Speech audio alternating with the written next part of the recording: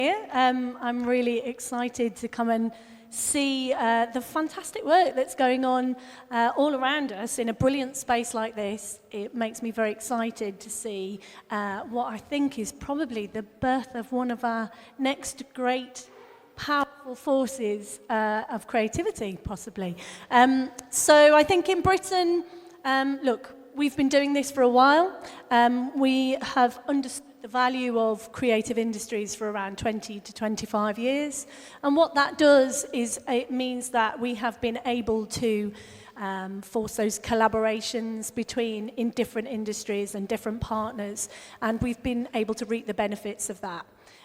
For many, many years, the UK has really understood its historical identity, but also has fostered a variety of stories. And those stories, they are articulated by our artists through lots of different art forms, many of which have found their way onto a global stage. And so that gives us an advantage. That means that we are already quite experienced in selling to global markets, but then also in thinking differently. And I think for me, creativity is about 4 core skills: the ability to connect, the ability to reflect, the ability to have original ideas, to ideate, and the ability to question. And I think if you start from the point of those 4 core skills, you can actually transfer that into any market, any business, and you can think differently and make products and services.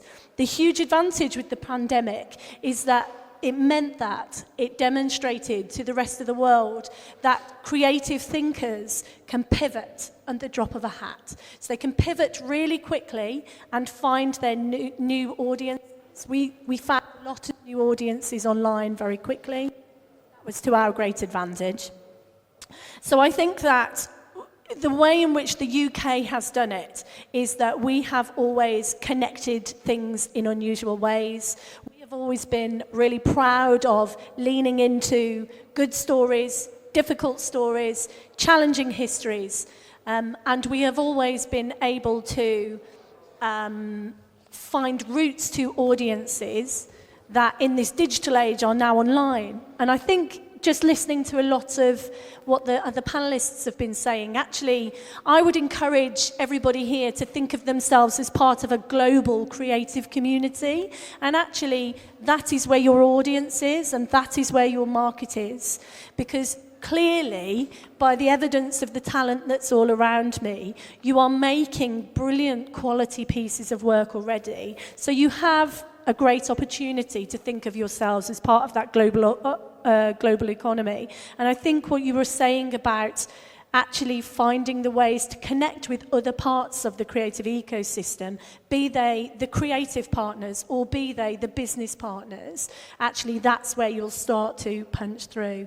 We've been doing, in the UK, I look after an area of the region which is in the middle.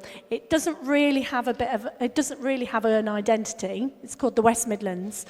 And we have been running programs where we have been connecting creatives to business partners, to agents, to people that can do the tax returns for them, but also to people that can act as their producers.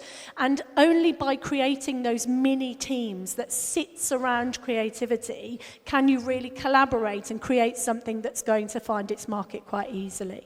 So it's about supporting that creative instinct with all of the tools that it needs in which to thrive.